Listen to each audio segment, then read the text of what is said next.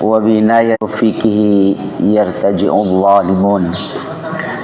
أشهد أن لا إله إلا الله وأشهد أن محمدا عبده ورسوله الذي لا نبي بعده. وقال الله تعالى في كتابه الكريم وهو أصدق القائلين: أعوذ بالله من الشيطان الرجيم.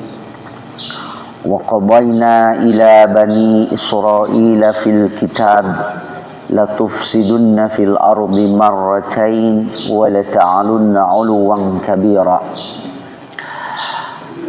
Hadirin jamaah subuh rahimakumullah. Alhamdulillah, kalimah pertama yang kita ungkapkan, kita panjatkan kehadiran Allah Subhanahu wa taala adalah kalimah syukur. Mudah-mudahan amaliyah kita yang dimulai dari sholat subuh ini, bahkan sholat sebelum sholat subuh, qiyamul lail, merupakan ungkapan dan wujud syukur kita kepada Allah Subhanahu wa taala atas anugerah nikmat yang sudah kita rasakan, yang tidak bisa kita kalkulasi, yang tidak bisa kita kompensasi dalam bentuk apapun atas segala nikmat yang Allah berikan kepada kita. Dan mudah-mudahan kita semua tetap menjadi hamba-hamba Allah yang senantiasa bersyukur kepadanya. Hadirin rahimakumullah, salah satu isu yang menyita perhatian saat ini di dunia global, dunia Islam khususnya, adalah persoalan yang belum menemukan kata putus, yaitu persoalan Palestina. Salah satu penyebab dan menjadi penyebab utama adalah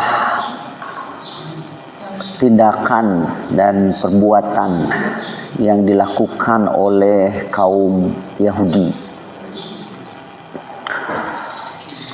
yang di dalam Al-Quran diungkapkan oleh Allah Subhanahu wa taala dengan beberapa istilah, beberapa sebutan.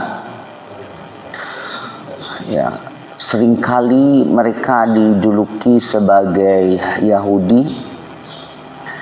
yang berkonotasi kepada keyakinan yang secara genealogis mereka itu sering mengklaim sebagai salah satu keturunan dari Nabi Yakub alaihissalam, itu dari Yahuda.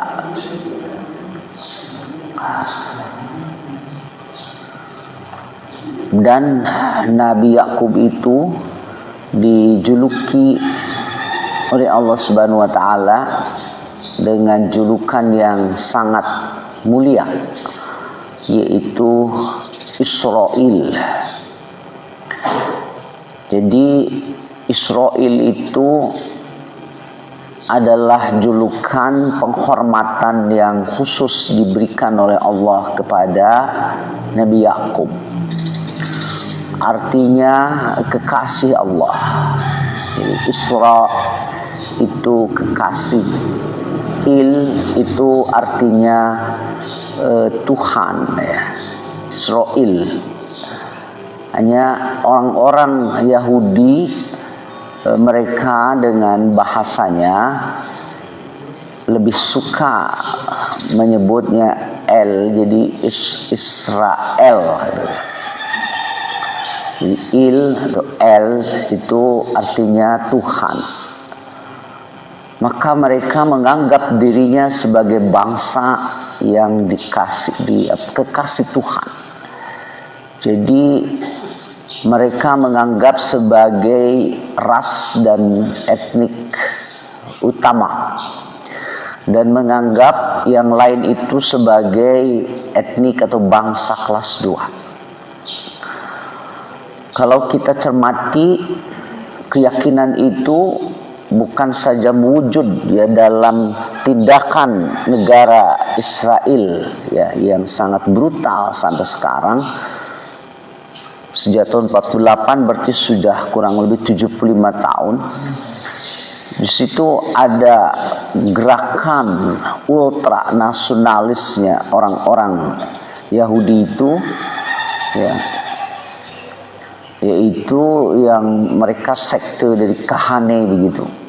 Mereka hidup di kawasan Israel sekarang itu, di tempat tertentu dan ada pengikut tertentu.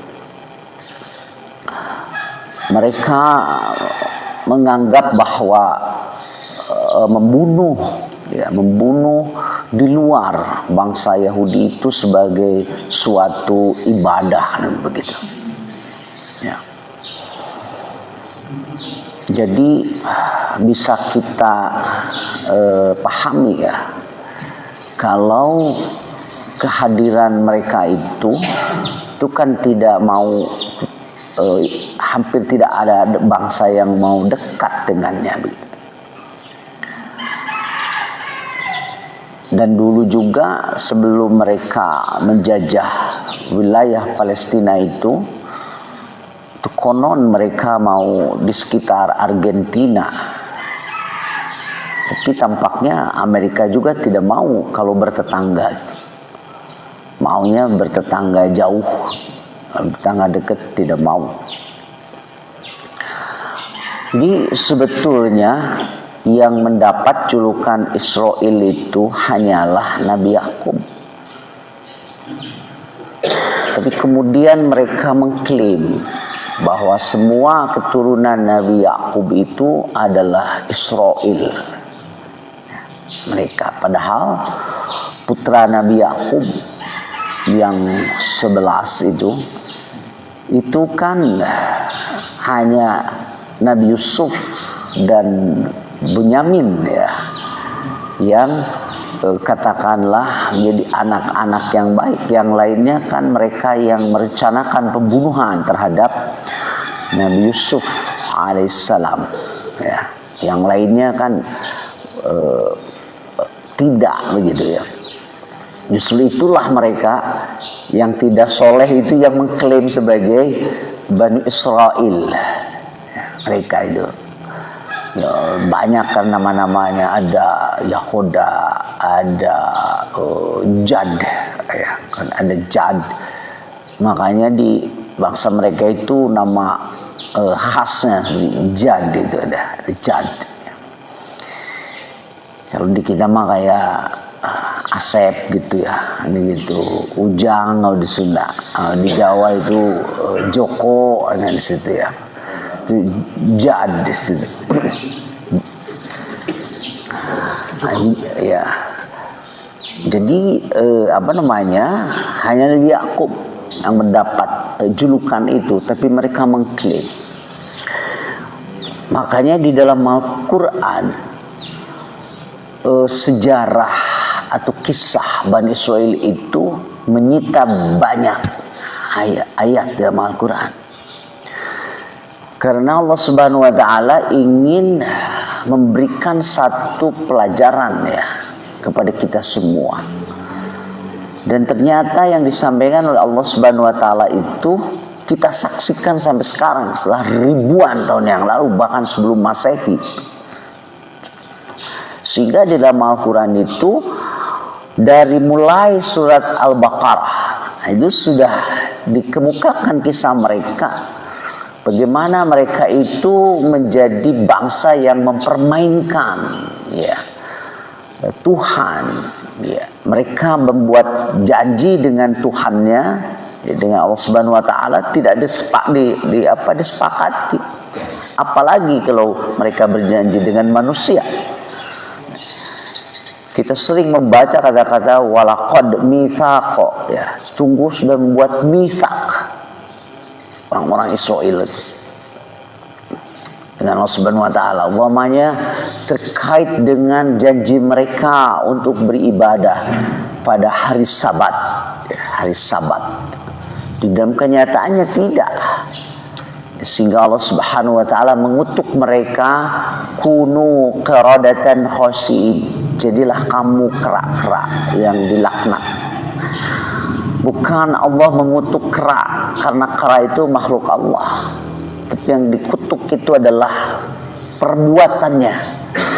Karena memang Allah Subhanahu wa taala juga menghadirkan binatang itu, salah satunya adalah kita untuk mengambil ibrah dari binatang.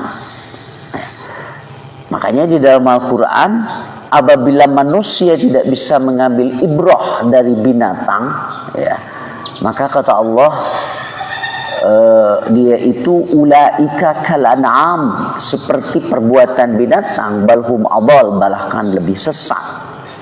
Jadi perbuatannya, nggak ada tuh binatang yang dikutuk, justru diciptakan oleh Allah Subhanahu wa taala agar kita mengambil ibrah. Itu banyak sekali di dalam Al-Quran yang harus kita mengambil ibrah dari binatang, ya. Itu orang-orang Israel, ya. Kenapa surat itu diberi nama surat Al-Baqarah? Itu terkait dengan kisah mereka. Bukan surat Al-Baqarah itu berbicara mengenai anatomi sapi betina, tapi berbicara mengenai pembunuhan yang terjadi pada masa itu yang tidak diketahui siapa pelakunya. Dan ketika kejahatan besar ini, pembunuhan ini terjadi dan tidak diketahui pelakunya, maka akan menciptakan instabilitas masyarakat yang terus-menerus dan menyebabkan satu curiga dengan yang lainnya. Jadi menjadi dark case, kasus hitam, ya. Jadi pembunuhan yang tidak diketahui pelakunya, sebagaimana koruptor yang tidak diketahui pelakunya, padahal ada, kan begitu. Kan menimbulkan saling curiga, kan begitu. Hanya sekarang tidak ada nabi.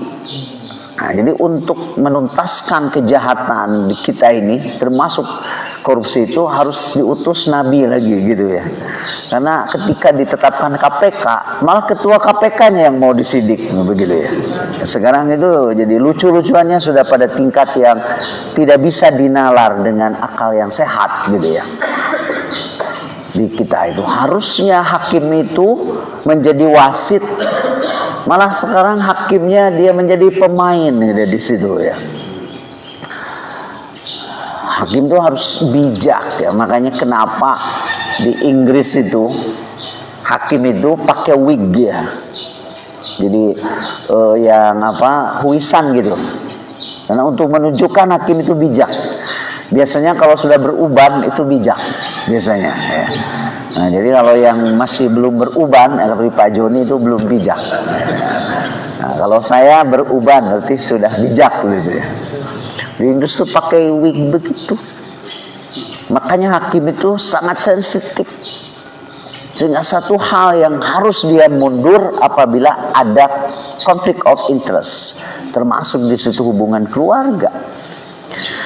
Bahkan jangankan itu, ketika saya diminta berkali-kali, termasuk di Mahkamah Konstitusi sebagai ahli, salah satu yang ditanyanya adalah apakah saudara ahli memiliki hubungan dengan pengusul atau penggugat, begitu.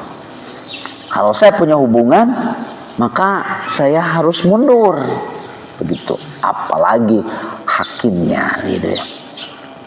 Terjadi pembunuhan pada masa itu, tidak diketahui.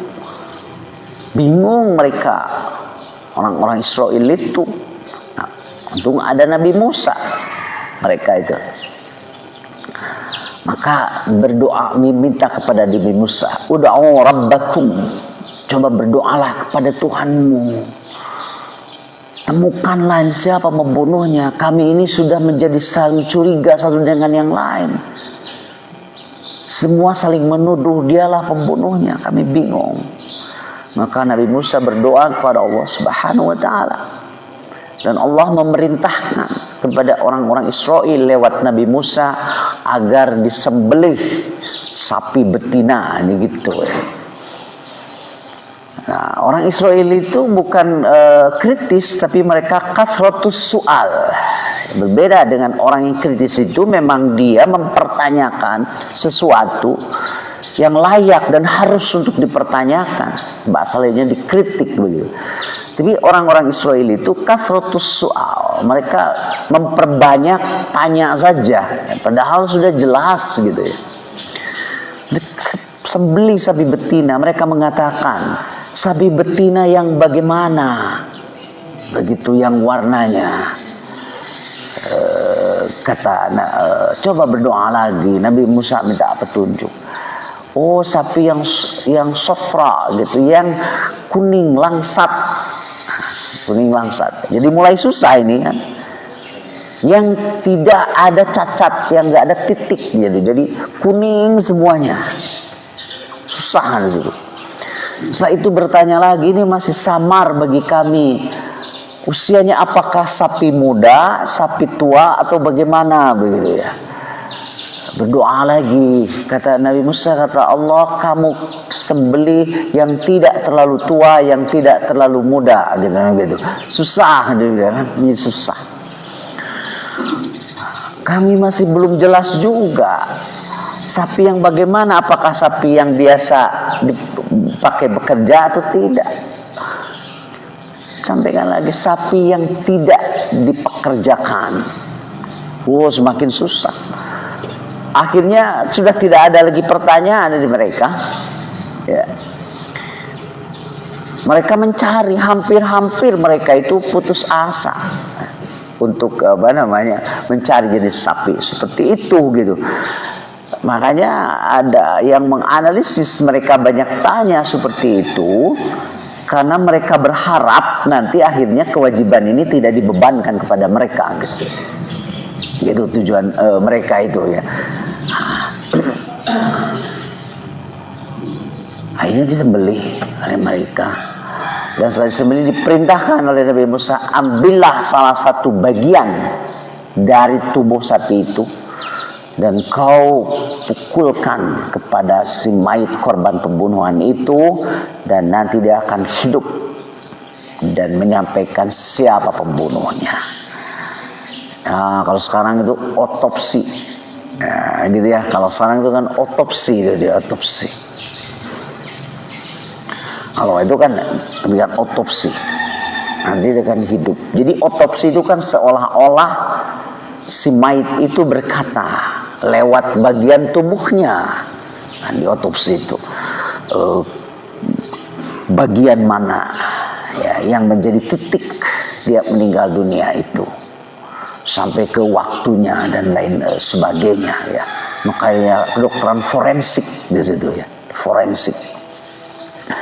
Di Israel dari Surat Al-Baqarah. Terus kisah dengan Nabi Musa banyak sekali, dan kisahnya adalah kisah pembangkangan mereka terhadap Nabi Musa alaihissalam. Mereka melakukan klaim-klaim sebagai bangsa yang paling tinggi. Mereka mengklaim bahwa Ibrahim itu adalah Yahudi. Maka oleh Allah diluruskan, maka Ibrahimu Yahudiyan wala Nasraniyan. Ibrahim itu bukan Yahudi dan bukan Nasrani, walakin hanifan muslimah, tapi dia seorang muslim yang hanif Allah Subhanahu wa taala. Mereka mengklaim, mereka mengatakan bahwa kami orang-orang Yahudi, orang-orang Israel itu tidak akan masuk neraka. Ya, kecuali hanya ayyaman ma'dudat, hanya beberapa hari saja gitu kata mereka. Jadi kami akan masuk neraka tapi sebentar saja, begitu mereka mengklaim-klaimnya. Terus sampai kemudian ada surat khusus yang diberi nama oleh Allah Subhanahu wa taala, surat Bani Israil, Al-Isra, khusus. Dan salah satu ayatnya ya, yang tadi itu yang saya kutip, Kata Allah, wa qadayna ila bani Israila fil kitab, dan kami sudah menetapkan orang-orang Israel kepada orang-orang Israel, ya, la tufsidunna fil ardi marratain, janganlah kamu membuat kerusakan 2 kali. Dua-duanya itu adalah tindakan mereka melakukan pembunuhan kepada para nabi. Nabi Zakaria oleh mereka itu, ya. Nabi Zakaria kan yang kelak turunannya dan melahirkan Nabi Isa alaihissalam. La tufsiduna fil ardi marratain wa la ta'alunna 'uluwan kabira, dan janganlah kamu berlaku angkuh di muka bumi ini. Ya. Itu orang-orang Israel, dan sampai sekarang mereka menganggap sebagai ras yang paling tinggi. Dan memang Allah itu seperti menguji kita, ya. Orang Yahudi itu sekarang populasinya semuanya, ya, yang di Israel dan di tempat lain itu hanya 20 juta. Jadi lebih banyak penduduk di Jawa Barat, ya, 45 juta sekian berapa gitu. Ini hanya 20. Tapi memang otaknya tuh encer mereka, ya. Dari dilihat dari hadiah Nobel yang diterima itu 28% penerima Nobel itu orang Yahudi, pada penduduknya hanya 20 juta. Kemudian di bawahnya Nasrani itu sekitar 24. Kaum muslim ini, umat Islam yang penduduknya 2 miliar, sama dengan Nasrani itu hanya 0,6%. Jadi baru 3 orang, ya. Ada 1 dari Pakistan, 2 dari Mesir, ya.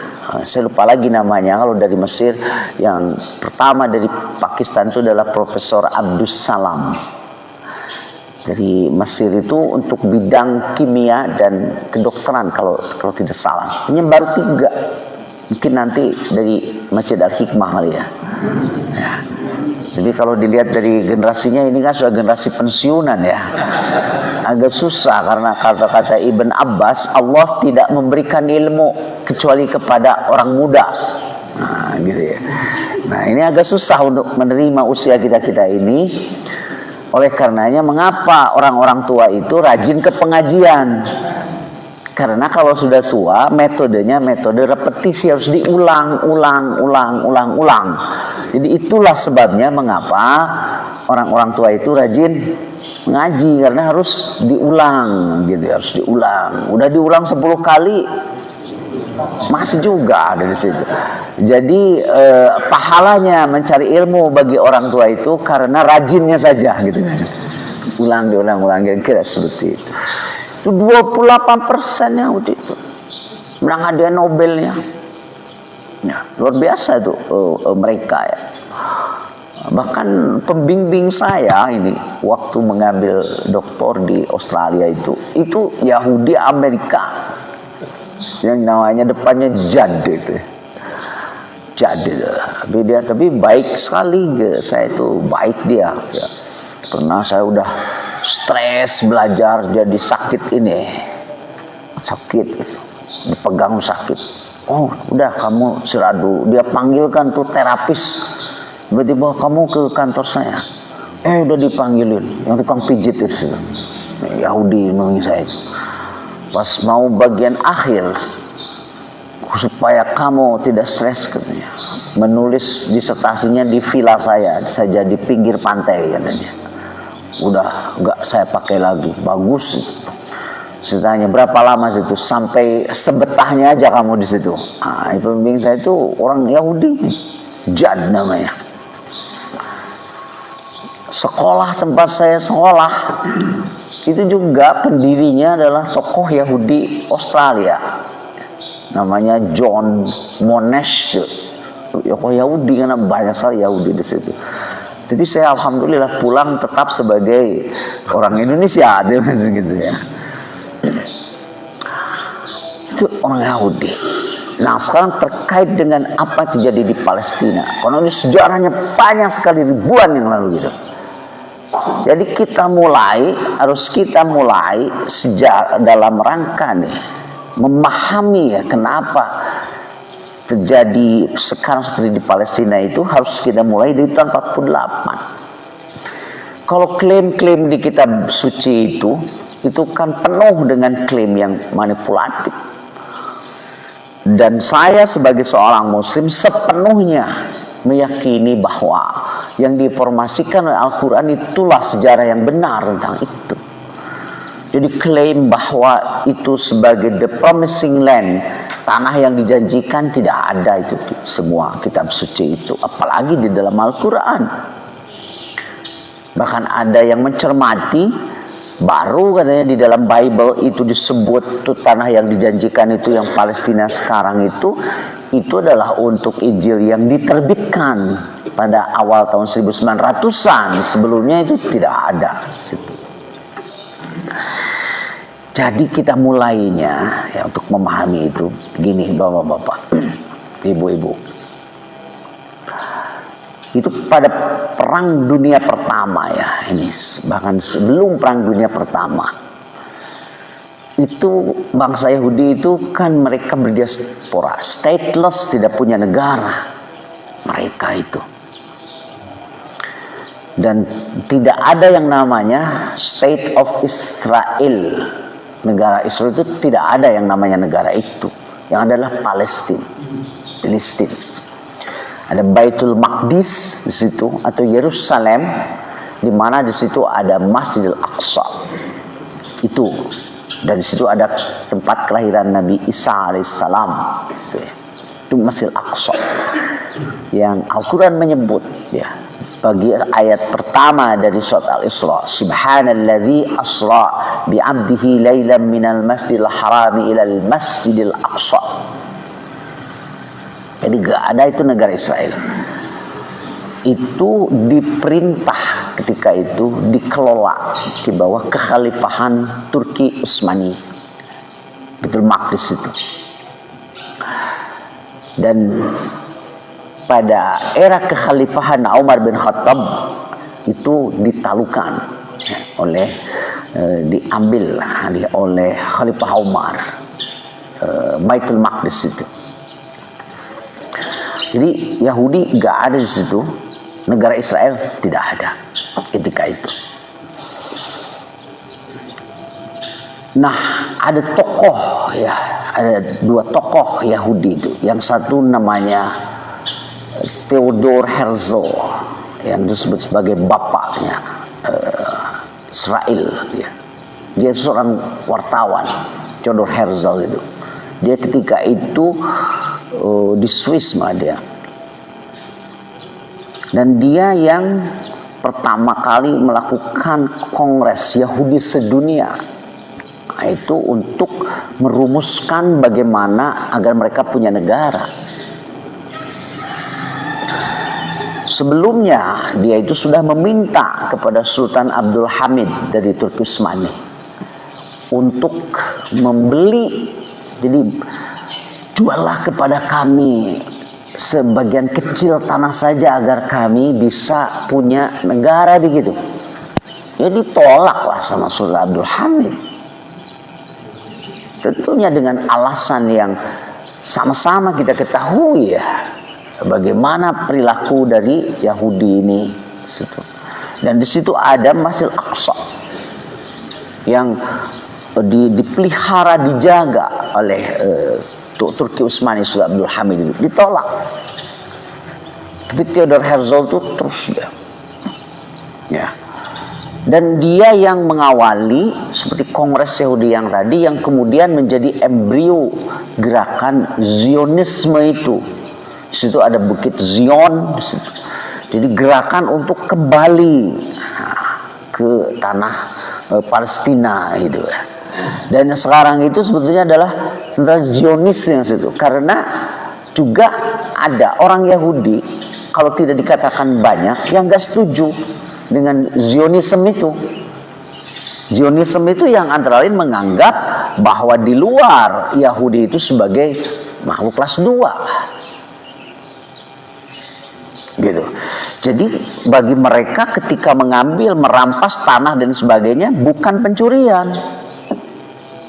Gitu. Tapi kami sebagai manusia, kelompok manusia yang dimuliakan, ya ngambil aja begitu. Jadi ketika mereka mengambil tanah Palestina itu, mereka menganggap bukan penjajahan gitu ya. Karena ini kan yang penghuninya 14.2. Ini mirip seperti ketika Belanda menjajah Indonesia.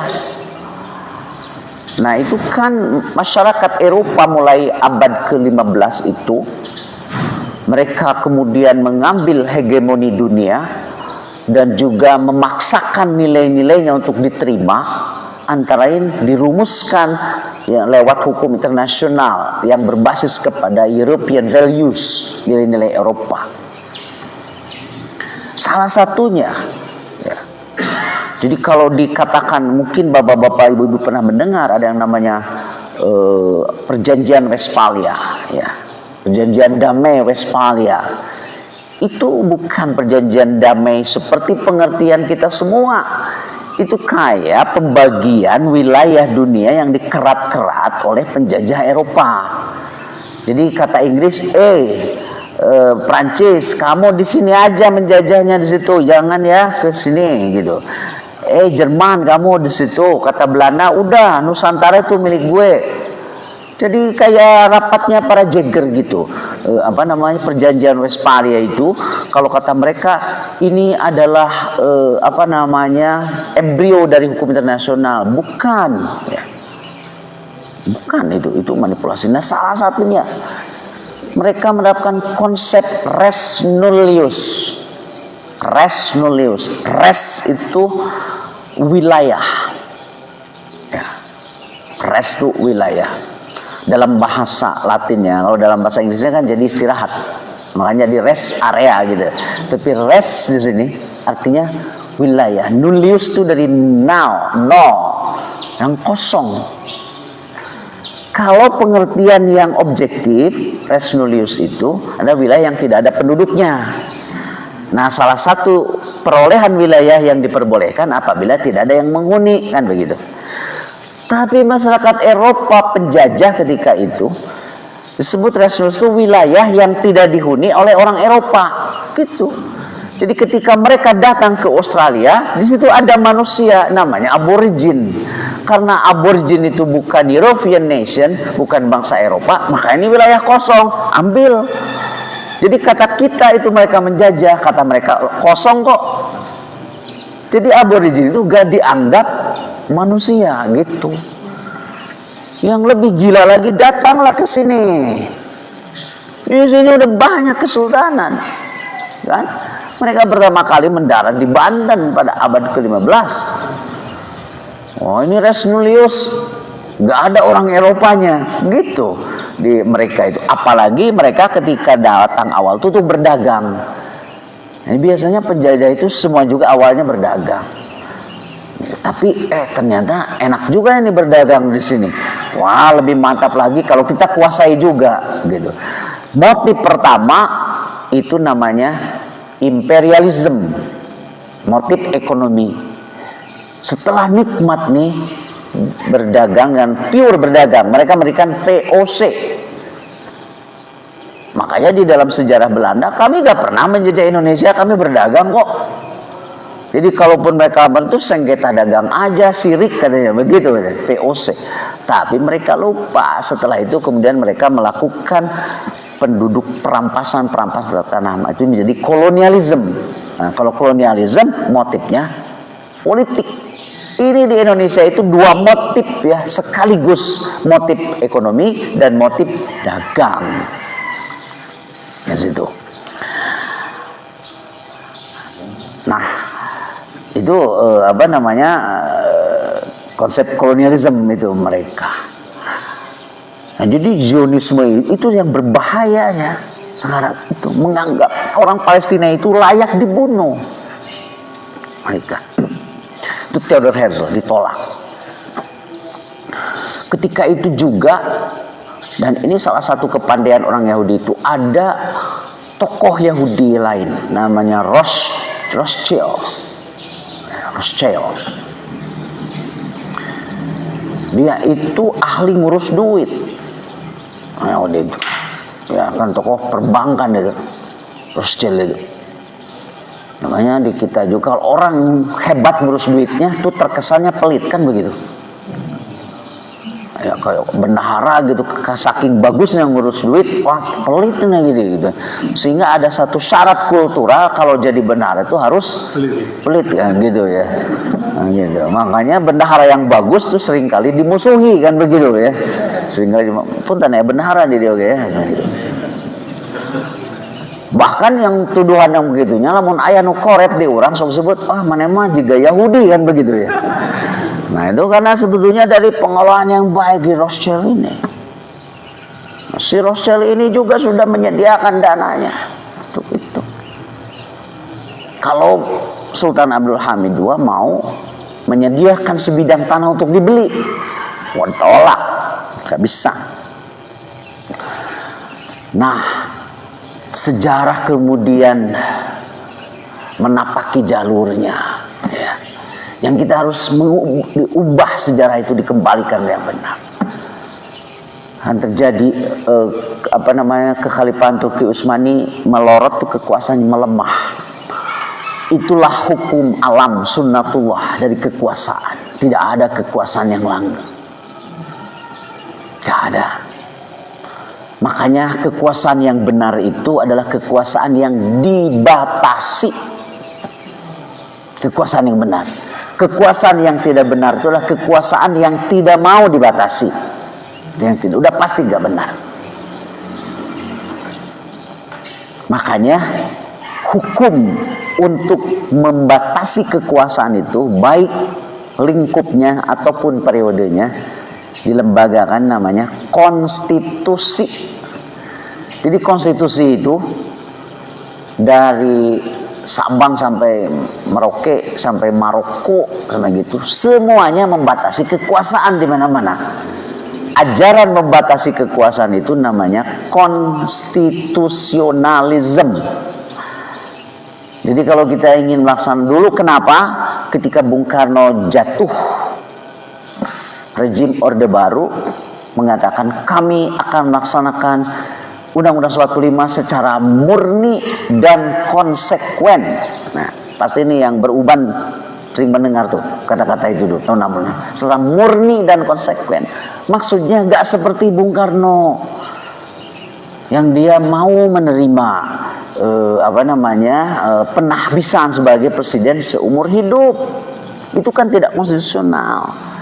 Nah, Pak Harto bertekad, Pak Harto lupa janji. Ya, salah satu yang beliau lupakan itu secara murni dan konsekuen malah 32 tahun Pak Harto itu. Kemudian direformasi supaya lebih jelasnya lagi ditetapkan 2 periode saja. Ada juga sampai maksa-maksa jadi 3 periode. Padahal disebut negara hukum itu, bapak-bapak begini. Hukum itu dibuat oleh yang memiliki kekuasaan, amanah kekuasaan di rakyat. Setelah jadi hukum, meskipun dia yang bikinnya harus ikut hukum itu. Itu namanya negara hukum. Itu namanya rule of law. Tapi kalau begini, hukum mengatakan 2 periode, udah ubah aja hukumnya.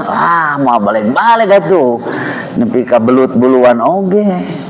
Itulah yang sekarang hukum mengatakan tidak boleh. Ya, tidak boleh. Nah, seperti kenapa dalam heboh sampai sekarang keputusan Mahkamah Konstitusi, karena itu tadi.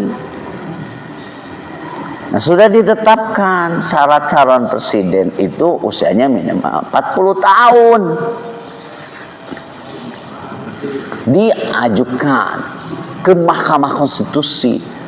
Tugas Mahkamah Konstitusi itu disebut istilahnya negative legislator. Dia tidak boleh membuat norma. Apa itu norm? Dalam bahasa Arab namanya qaidah. Norma itu seperti begini. Kalau saya sedang berbicara itu fakta. Itu bukan norma, bukan hukum. Tapi kalau norma itu begini, diam. Itu norma, artinya norma larangan. atau bicaralah, itu norma, namanya norma perintah. Nah, hukum itu disebut norma. Mahkamah Konstitusi juga boleh bikin aturan. Dia hanya mengatakan inkonstitusional, artinya sesuai, dan tidak konstitusional, titik. Kalau harus ada norma yang diubah karena tidak konstitusional, serahkan kepada pembentuk undang-undang, yaitu Presiden dan DPR. Begitu. Jadi kenapa bikin ribut? Karena harusnya Mahkamah Konstitusi itu mengatakan bahwa Undang-Undang Nomor sekian tahun 2017 tentang subsiden itu adalah konstitusional, gitu ya. Kalau itu ya, kalau tidak konstitusional, sudah sampai di situ, silakan DPR dan Presiden bentuk norma yang baru. Kesalahannya kemarin sudah dinambah, dia bikin sendiri. Kata dia bahwa undang-undang ini konstitusional usia 40 tahun itu, tapi ditambah dan atau pernah dan sedang. Nah ini lagi nih, pernah dan sedang menjadi kepala daerah, dari gubernur sampai dengan wali kota. Itulah ya, itulah harusnya tidak boleh ada itu. Dan celakanya itu tuh asalnya petitum. Petitum maksudnya yang dimohonkan oleh pemohon, yang tidak ada kata-kata pernah atau sedang, itu yang ditambahkan oleh, jadi kreatif dulu gitu. Makanya saya bilang ini nih akibatnya. Coba kalau saya dulu hakim konstitusi, nah, saya kan udah pernah nyalon hakim konstitusi nomor 1 kalau menurut panitia seleksi, tapi dipilihnya bukan oleh pansel ya. Jadi kalau saya hakim konstitusi sejak 2013, oh pasti saya habis-habisan tuh di dalamnya gitu ya. Jadi saya berjuang juga untuk di situ, gak hanya ngomong ya nyalonin. Tahun 2013 dan sudah berusaha nomor 1 adanya. Kata sekretarisnya yang kemarin salah satu hakim yang memberikan dissenting opinion itu salah, dan itu dimohonkan. Pemohonnya tuh mahasiswa yang apa juga, dia kan nggak nyalon. Sementara legal standing di Mahkamah Konstitusi itu kerugian konstitusional yang konkret, tidak boleh diasumsikan. Si pemohon itu mengatakan karena kami bercita-cita ingin jadi presiden, begitu. Padahal pada saat itu dia tidak nyalon. Jadi salah satu syaratnya diterima permohonan ke Mahkamah Konstitusi itu kerugiannya itu konkret, bukan kerugian yang dimimpikan. Ari yang jadi presiden lain cita-cita, mimpi. Dakuri hiji dari situ. Nah si pemohon ini lucunya itu salah satu pertimbangannya karena kami bercita-cita jadi presiden gitu. Dan katanya kami ini juga pengagum Mas Gibran. Nah itu yang sangat subjektifnya. Bahkan ada dihitung ada 9 kali kata-kata itu. Nah yang kemudian masyarakat memberikan reaksi, khususnya para akademisi itu, Ketua Mahkamah Konstitusi itu punya hubungan kekeluargaan. Harusnya dia tidak ikut di situ. Itu yang menjadi masalahnya ya. Nah itu Bapak-bapak. Nah, jadi kekuasaan yang benar adalah kekuasaan yang dibatasi dan kekuasaan yang membatasi diri. Begitu kekuasaan tidak dibatasi, maka alamat dia tidak akan benar. Ciri dia disebut diktator itu karena gak mau dibatasi. Ciri itu diktator. Gak ada diktator yang mau dibatasi. Makanya ketika Ferdinand Marcos menang dalam pemilu dengan suara telak, nyaris 75%, ada seorang wartawan berkomentar, tidak ada diktator yang dikalahkan oleh pemilu. Bahkan semua diktator itu pemilunya selalu menangnya itu telak, tapi dia akan jatuh. Oleh karena itu tidak lama setelah pemilu kan Marcos jatuh ketika itu. Nah jadi turun tuh Turki Utsmani, jadi mulai melemah. Di Eropa terjadi gejolak politik juga, singkat kata jadilah Perang Dunia Kedua. X1. Nah, Turki itu melihat nih kalkulasi politiknya, akhirnya dia ikut poros Jerman, kalah pada tahun 1917. Nah, ketika kalah, disitulah mulai ya, berarti kontrol terhadap wilayahnya. Nah, jadi makanya saya katakan Palestina itu korban dari kekalahan dan pengkhianatan. Tapi pada umumnya yang kalah itu yang salah, kan begitu. Kalau dalam perang, makanya hukum perang di mana-mana juga yang dihukum itu pasti itu salah. Adakanlah peradilan perang, penjahat perang dunia kedua. Kan yang menjadi penjahat perangnya dari Jerman dan Jepang. Hakimnya sekutu semua, ya salah, kan begitu pengadilan perang itu. Jadi etama pengadilan tamasebel gitu ya, kalau pengadilan tamasebel. Kayak Saddam Hussein digantung, ya karena dia kalah di situ ya, kalah perang Turki, jadi kontrol terhadap wilayahnya. Nah, maka ada perjanjian tuh. Ya di situ pada Saikat di situ. Jadi di situ ada. Yang sisi Palestina itu, wilayah Palestina itu kemudian oleh pemenang perang itu dimandatkan ke Inggris. Jadi menjadi negara mandat. Mandatnya agar Inggris memerdekakan Palestina. Mandatnya. Memerdekakan Palestina. Mandat. Tidak lama kemudian terjadi Perang Dunia Kedua. Ya. Dan Turki sudah tidak ada. Karena pada tahun 23 ya, kalau 24 itu dihapus kekhalifahan dan menjadi negara sekuler oleh Mustafa Kemal Atatürk. Hilang di situ. Dan dia ikut juga kan, Mustafa Kemal itu ke grupnya Jerman. Udah semakin lenyap lah di situ. Ya. Nah, kalahlah mereka. Pemenang Perang Dunia Kedua itu ya kelompok Inggris dan kawan-kawan dan Amerika di situ. Pemenang perangnya.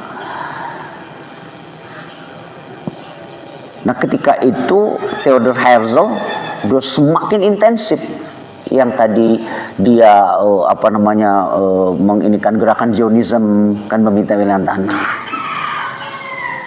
Datanglah ke Inggris karena Inggris kan yang mendapat mandat.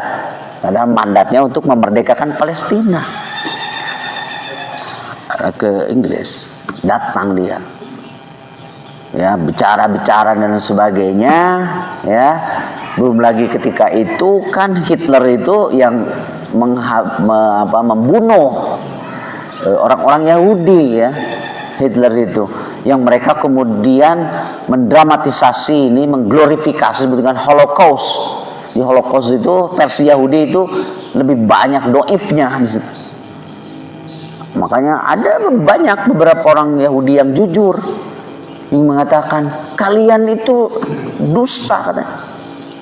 Dulu kan yang membunuh kita itu adalah Hitler. Apa urusannya dengan orang-orang Palestina sekarang? Jadi kalau dulu mereka membenci Holocaust kemudian melakukan hal yang sama di Palestina, padahal apa dosanya orang-orang Palestina itu kan tidak ada. Itu kata orang Yahudi yang benar di situ. Approach mereka ke Inggris karena Inggris yang mendapat mandat. Nah, ketika itu ada yang terkena Menteri Luar Negeri namanya Arthur Balfour. Arthur Balfour ya. Yang pada tahun 17 itu. Maka kemudian Arthur Balfour mengirim surat ya, kepada Theodor Herzl itu. Ya. Yang mengatakan ya, dear Mr. Herzl, di dalam suratnya yang dikatakan raja sudah setuju untuk menyerahkan wilayah Palestina kepada Yahudi. Jadi pengkhianatan itu adalah Inggris. Maka pada tahun 2017 kalau tidak salah, yang disebut dengan Deklarasi Balfour, peringatan 100 tahun Deklarasi Balfour. Udah 100 tahun. Dan tapi pada saat itu konon katanya ada permintaan maaf di situ dari Inggris itu. Karena itu penyebabnya, harusnya dia mandatnya memerdekakan Palestina, bahkan menyerahkannya kepada Yahudi. Maksudnya dengan Deklarasi Balfour. Dan pada saat yang sama kan negara Timur Tengah habis Perang Dunia I, Perang Dunia II itu terpecah-pecah mereka itu karena dijajah juga oleh Eropa. Maka dari situlah setelah Deklarasi Balfour, bapak-bapak, ibu-ibu, kemudian terjadi migrasi besar-besaran ke Palestina itu lewat gerakan Zionismenya. Jadi seluruh Yahudi itu datang ke situ. Dan pada tahun 48 maka dikeluarkanlah deklarasi kemerdekaan negara Israel, State of Israel. Di situ kemudian terjadilah apa yang disebut dengan peristiwa yang sangat mengenaskan bagi bangsa Palestina. Mereka menyebut sebagai peristiwa An-Nakbah, karena pengusiran. Ya, tanah-tanahnya dirampas. Pokoknya, saya mau di sini, di situ ada rumah Palestina, usir. Lalu di tanah rumahnya diambil, orangnya diusir. Maka terjadi orang Palestina itu menyebar ke seluruh dunia. Mereka menyebut An-Nakbah itu. Makanya ada seorang ilmuwan Palestina. Orang Palestina itu pinter-pinter juga mereka. Coba dalam keadaan perang seperti itu bisa tuh bikin rudal. Ya, orang Palestina itu kan yang merudal Israel. Kita dalam keadaan damai nggak bisa bikin rudal. Ya. Kayaknya harus perang dulu gitu, baru mikir ya. Baru mikir. Kalau terlalu damai kayaknya nggak mikir-mikir gitu ya. Ada seorang ilmuwan itu namanya Edward Said. Dia Palestina yang sudah menjadi warga negara Amerika. Berpuluh-puluh tahun dia pergi ke Palestina. Dia di bukit yang tinggi dengan berlinang air mata, dia mengatakan melihat ada keluarga Israel yang bermain anak-anaknya situ. Dia katakan itu dulu rumah orang tua saya.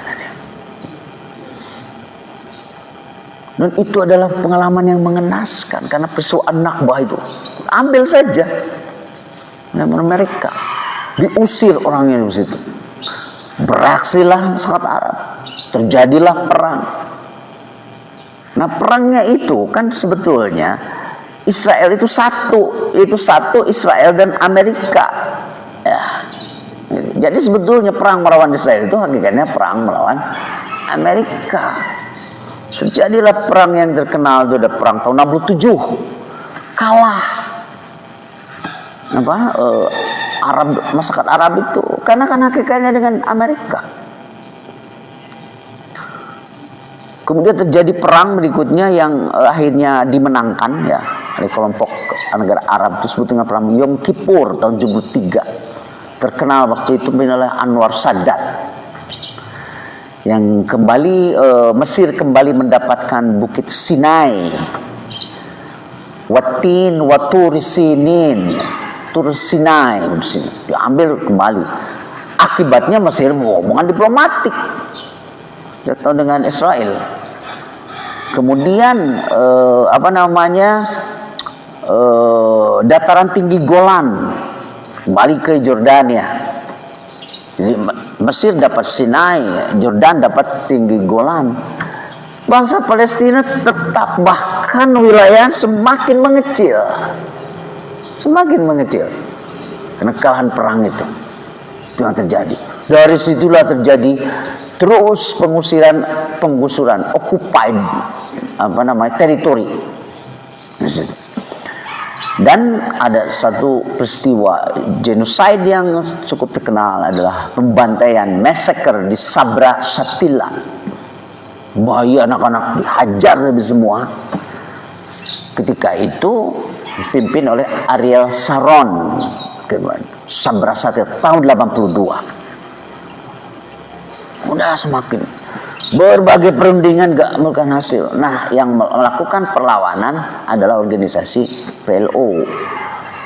Belum ada Hamas, Palestine Liberation Organization, di bawah pimpinan Yasser Arafat. Udah terus semakin mengecil. Ya, semakin mengecil terus wilayahnya. Bahkan bapak-bapak ibu-ibu, sekarang wilayah yang diduduki oleh orang Palestina itu, ya, dari 128 tinggal 5% saja. Bayangkan 90% orang Israel.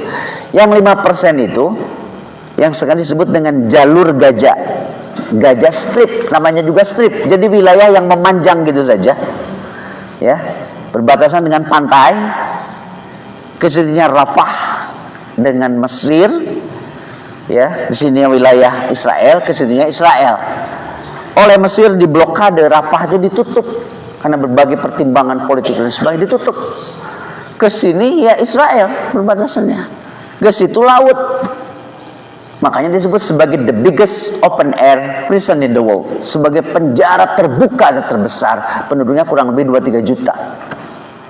Gak bisa kemana-mana mereka. Jadi 5% itu jalur Gaza. Nah, itulah yang sekarang kelompok perlawanan Hamas, ya, Harakah Muqawwamah Al-Islamiyah, kelompok Hamas di situ. Yang asalnya gak akur sama Palestina. Nah, PLO. Nah, PLO itu dia melakukan jalur diplomasi. Setelah dulu berperang, itu juga udah diplomasi. Dulu pimpinnya Yasser Arafat, sekarang penggantinya Mahmud Abbas. Mereka udah akur tuh.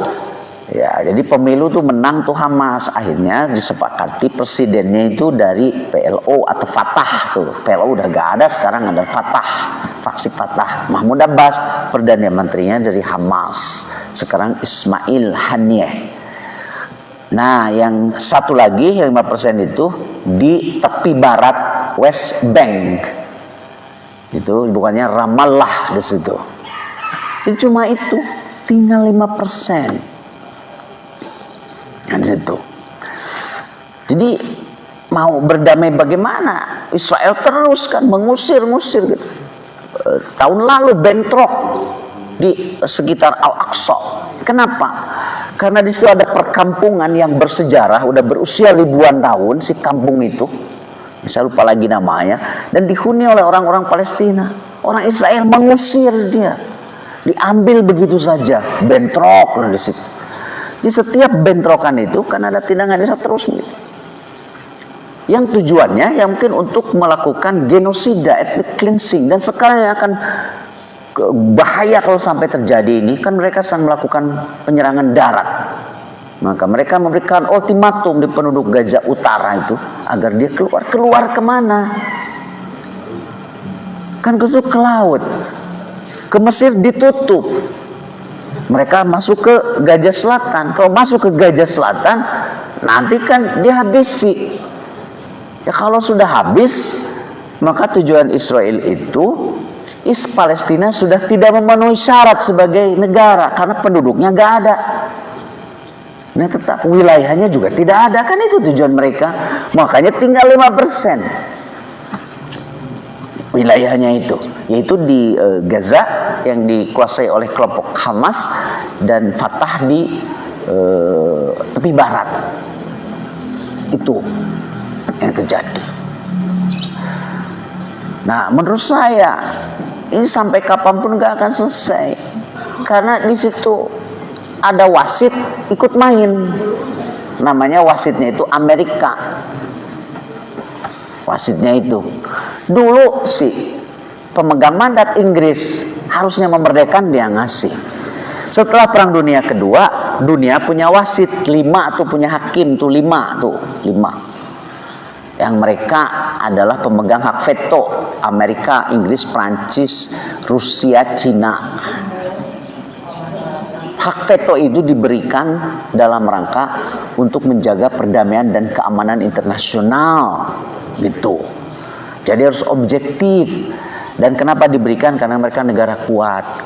Jadi boleh niat veto dikeluarkan dalam rangka menjaga perdamaian. Gak boleh untuk kepentingan subjektif negara masing-masing. Tapi yang terjadi untuk kepentingan mereka. Coba. Ya, ini kacau nih. Rusia menyerang Ukraina. Apapun alasan Rusia udah sebel sama Ukraina. Kamu ini berbatasan. Kok kamu mau jadi anggota NATO? Disebel tuh Putin gitu ya. Jadi tetangga kita malah gitu, sebel tuh Putin. Ya sesebel-sebelnya itu, you jangan nyerang gitu. Salah tuh Rusia.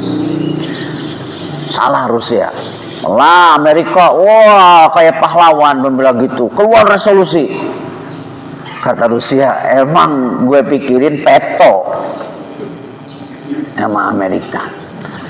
Sekarang Rusia mengeluarkan resolusi setelah terjadi kemarin itu. Resolusi Rusia.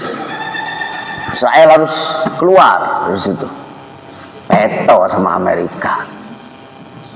Jadi pengacau dunia itu dia itu. Mengacau dunia itu.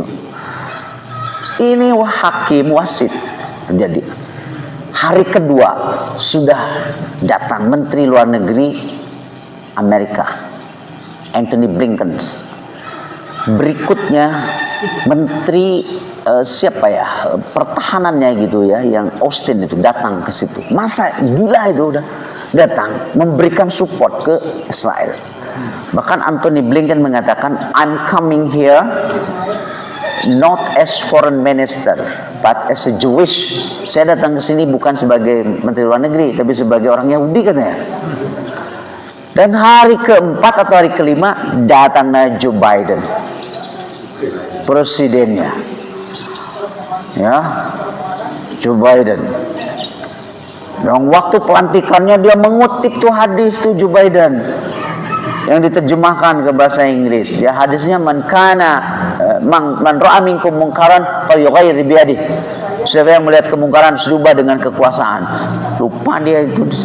Hari kelima datang Joe Biden ke situ dan dia mengatakan, saya datang ke sini untuk memberikan dukungan kepada Israel dan menyatakan you are not alone. Kayak lagu Michael Jackson gitu ya. You are not alone. Joe Biden pidato. Ya. Kok ngasih bantuan sama yang kuat begitu? Menteri Pertahanan Israel dengan gagah mengatakan, yes, Yov Galan namanya. Kata mereka, kita berperang melawan human animals, manusia-manusia binatang katanya begitu itu. Mereka, nah ini juga kemarin disebutnya Hamas itu sebagai teroris mereka. Di kita aneh, dulu itu gak ada yang berani ngasih support ke Israel. Sekarang tuh berkeliaran buzzer-buzzer di kita itu aneh. Dan Zul mengatakan ini harus dicatat ya. Ini bukan Israel melawan Palestina tapi Hamas katanya. Karena Hamas itu bukan representasi Palestina. Ini kacau. Hamas itu orang-orang Palestina, bukan yang lain. Bahwa di situ ada dua kelompok pejuang kemerdekaan.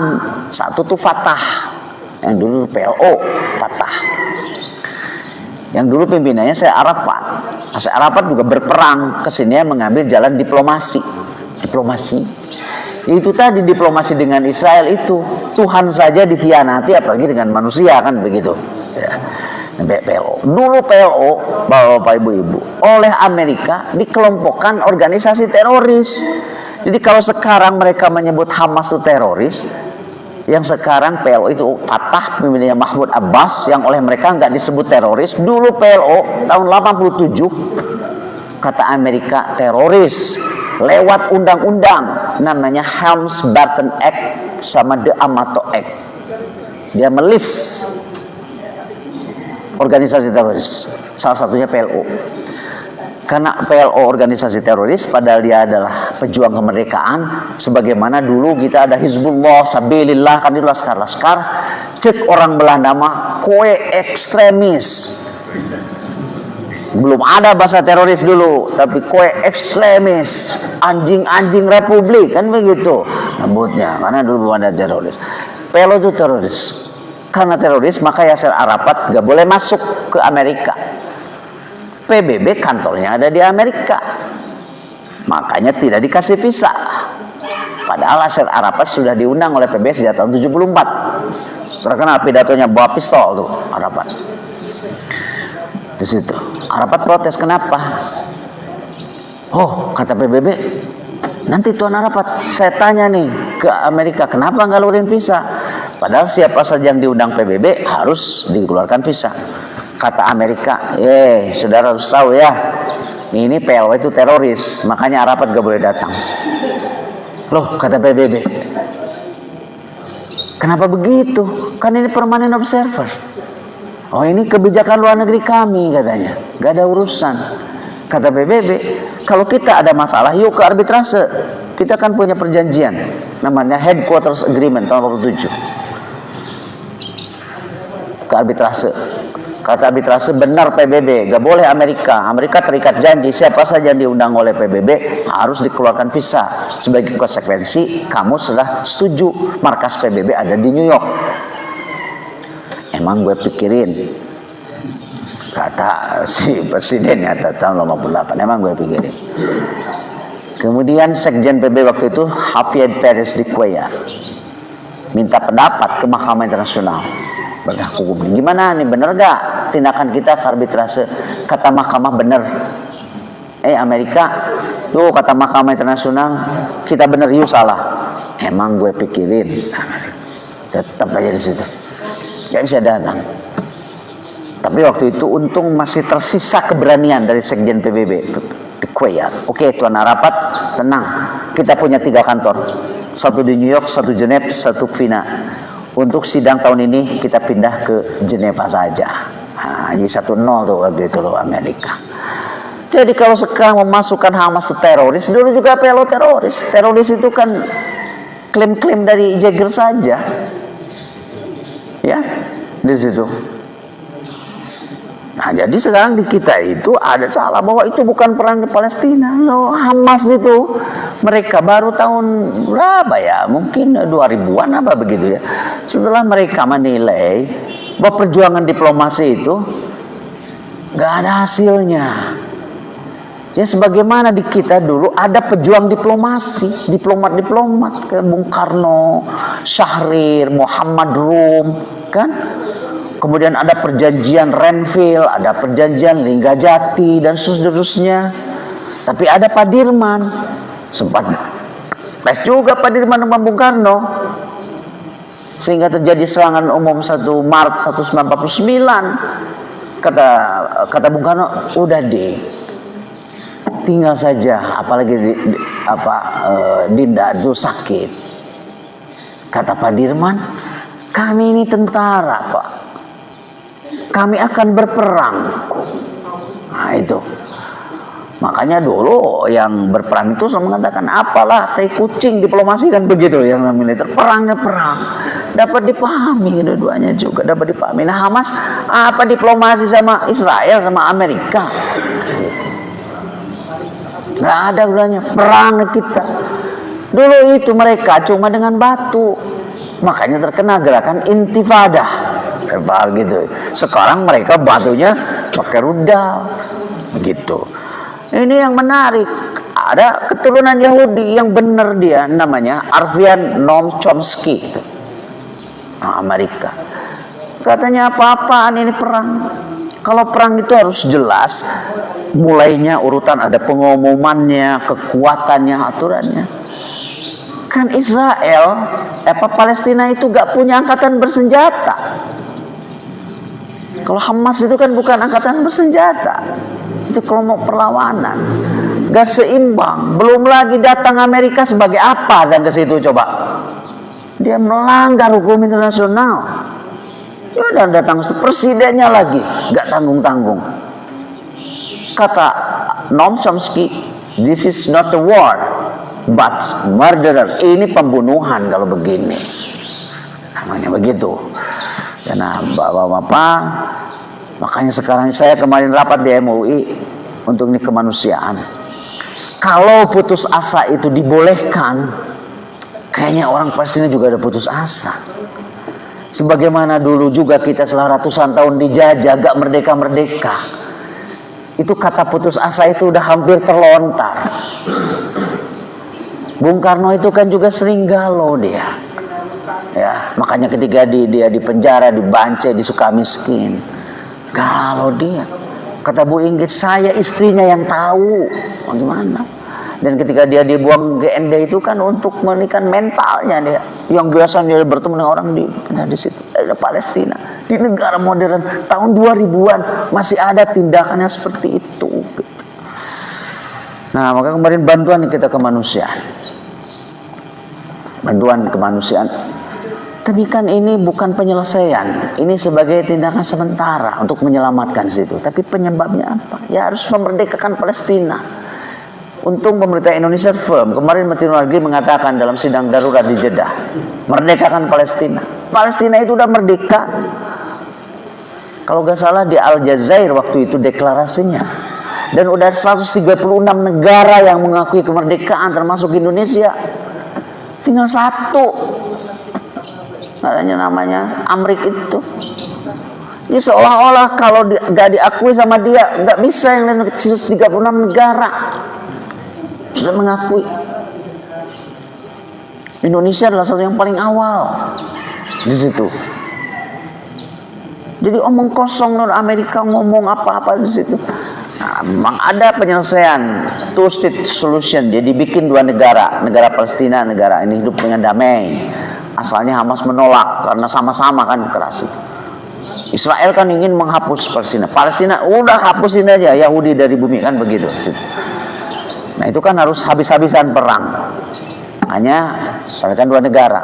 Konon katanya Hamas juga udah terima. Tapi Hamas minta 35%. Dari tanah jangan 5% yang kayak sekarang.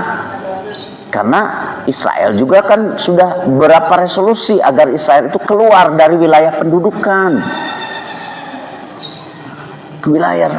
Kan sekarang Israel itu bulldozer pemukiman Palestina jadiin komplek perumahan. Bulldozer setiap kali terjadi pendudukan seperti itu bentrokan. Di kita juga sama kan, kalau tiba-tiba tuh komplek bapak di sini bulldozer apa di situ, ini mirip kayak Rempang kemarin kan begitu. Iya, ya mirip kayak Rempang gitu kan. Padahal harusnya kan membangun tanpa menggusur, kalau bisa digeser. Kan untuk bangunan namanya Eco City. Kenapa penduduknya di situ? Harusnya kalau bangun di sini ya digeser atau itu menjadi bagian. Masa kok itu teh menganggap cileh gitu, bahasa Sunda namanya cileh penduduk di situ teh. Kenapa tidak dirancang Eco City termasuk mereka di dalamnya? Saya juga dulu gak mau punya rumah di Bandung kalau developer itu menggusur, tapi dulu di sini sawah, kira-kira begitu kan? Nah, kira-kira begitu gitu. Ini di Rempang itu mau di situ. Mereka kan nelayan. Ada jauh hampir 20 km kata mereka. Kemudian mau dibikinlah bangun apa kayak rusunawa gitu. Itu kan bukan tradisi di kita, karena di kita itu tanahnya luas. Kalau di Singapura iya. Orang Indonesia dikasih rusunawa kumuh. Punya tradisinya, punya buruan, orang Indonesia punya halaman. Makanya di Sunda ya istilah kermejehna kembang buruan, budak lucu-lucu gitu. Lamun ayeuna budak terlalu lucu, eueuh buruanana. Mereka itu akhirnya mainnya di mall. Kalau dulu mainnya di halaman. Ya, terkontrol oleh orang tuanya, lucu mereka permainannya itu. Sekarang mainnya di mall, mainnya games segala macam begitu. Kenapa Rempang harus digusur? Bulldozer. Begitu, ya. Harusnya ya udah digeser di situ tetap, dan mereka nelayan sudah berpuluh-puluh tahun. Mereka itu. Nah, ini Palestina bulldozer dililin pemukiman. Bagaimana mereka tidak marah? Nah, akibat pendudukan seperti itu tinggal 5%. Yang lebih gila lagi, kawasan pemukiman Palestina dan Israel itu dibikinlah tembok tinggi kayak tembok besar di Cina, the wall. Akibatnya orang Palestina gak bisa masuk ke situ. Nah, gak bisa masuk. Protes Palestina. ke Mahkamah Internasional. Kata mahkamah, "You Israel salah. Kamu harus bongkar." Kata Israel, "Emang gue pikirin." Bukannya dibongkar, ditambah. Amerika sering dia menggunakan kekerasan karena gak taat hukum internasional. Kok tidak ke Israel? Itulah Bapak, deskripsi singkatnya ini secara panjang penuh derita dan air mata untuk Palestina itu. Ya di negara modern itu masih ada seperti itu. Nah sekarang Israel sudah menyiapkan serangan darat besar-besaran. Mereka mengatakan katanya, "Yesterday we are seeing Gaza from outside." Kemarin itu kita melihat Gaza dari sisi luar. No, we are going to see Gaza from inside. Ya, mereka udah masuk serangan darat situ. Ya, untuk menghabiskan udah Hamas itu. Makanya kata Noam Chomsky, this is not a war, this is murder. Ini adalah pembunuhan. Ada di situ. Amerika sudah mengirimkan tentara sekaligus. Ampun. Inilah Pak, makanya yang segera kita lakukan sekarang ada bantuan kemanusiaan akan segera, karena menderita sekali, pasokan air diputus, listrik tidak ada, listrik tidak ada, bantuan juga sudah banyak menunggu. Mesir masih menutup perbatasannya, jadi sekarang minta ke Mesir, tolong deh buka. Udah beratus-ratus truk gitu mau masuk ke situ, tapi masih ditutup. Mau kemana? Lewat udara pasti ditembak tuh sama situ ke Gaza. Ya, dan jangan lupa juga sekarang sudah ada kita untuk berkunut nazilah. Jadi kunut kita habis di rakaat terakhir tiap sholat spesifik. Ya. Untuk apa namanya Palestina ya, bapak-bapak. Kita di dalam doa kunut seperti yang tadi kita dengar itu memang terus menerus. Allahumma sallimna wal muslimin. Tadi kan dengar bapak-bapak. Ya. Wa afina wal muslimin seluruh min saibid dunya wad din dan seterusnya. Ini spesifik. Kan doa kunut itu apa namanya? Redaksinya sesuai dengan kepentingan yang situ. Ini untuk Palestina ini banyak. Allahumma anjil mustad'afina minal muslimina fi Filistin wa fi kulli makan. Ya, Bapak. Allahumma ansur mujahidina fi Filistin wa fi kulli makan. Spesifik. Allahumma ansur muslimina wal mustad'afina fi kulli makan. Wasdud wa ta'atak ala a'da'il ladzina minal kafirina wal zalimina fi Filistin wa fi kulli makan. Kalau bapak-bapak enggak bisa bahasa Arabnya, pakai bahasa Indonesia, pakai bahasa Sunda. Setiap waktu sholat ya, kunut itu. Makanya kenapa disebut kunut nazilah, semoga Allah menurunkan azab pada mereka yang dolim itu ya. Jadi kita sekarang bantuan kemanusiaan, kita juga lewat kunut nazilah spesifik, dan kita juga terus mendesak ya, terus ada upaya-upaya yang dilakukan. Sekarang Presiden Jokowi sama Ibu Retno di Jeddah untuk pertemuan itu ya. Dan kemarin mau ada pertemuan di Jordania, termasuk Joe Biden, tapi Raja Abdullah langsung membatalkan setelah kemudian si Israel membom rumah sakit, ya, rumah sakit Al-Ahli di situ ya, rumah sakit Al-Ahli dibom. Enggak, ngapain ini ketemu Joe Biden, rumah sakitnya dibom. Enggak batal, dibatalin pertemuan Jeddah. Beberapa hari kemudian Israel membom gereja yang berusia ratusan tahun di situ ya, gereja di situ. Dan ini sekali menyadarkan bahwa kalau dikatakan oh ini bukan konflik agama, buktikan. Kenapa tuh di Indonesia itu yang berteriak itu cuma Islam saja?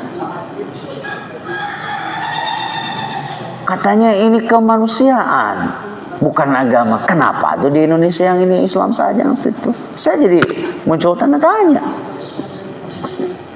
Sehingga ada kesan hanya Islam yang mendukung itu. Kalau di luar Islam dukung Israel. Kemarin ada perwakilan di MUI dari Hindu dan dari Buddha dan Konghucu, ada 2 perwakilan datang. Yang saya sampaikan juga. Jadi gak perlu di sini harus bergerak gitu. Tapi kan selain Islam itu gak melakukan apa-apa di sini. akan terkesan mendukung Israel. Itu problem. Jadi omong kosong lah, ngomong kemanusiaan. Gitu. Apakah orang Palestina bukan manusia? Kalau kita nggak mau ngomong agama, kalau demikian kenyataannya, maka menjadi mengkonfirmasi bahwa ini adalah menjadi perang berbasis agama. Kalau demikian, buktinya selain Islam kok pada diam di situ. Itulah informasi bapak-bapak ya untuk Palestina. Mudah-mudahan Palestina segera, ya, memang udah merdeka, tapi menjadi merdeka seutuhnya. Karena di sini ada penjajah begitu, yang mengeluarkan veto, gitu. Itu adalah penjajah. Ya penjajah pasti mendukung penjajah juga. Itu saja yang bisa saya sampaikan. Aku qouli hadza wa astaghfirullahaladzim. Assalamualaikum warahmatullahi wabarakatuh.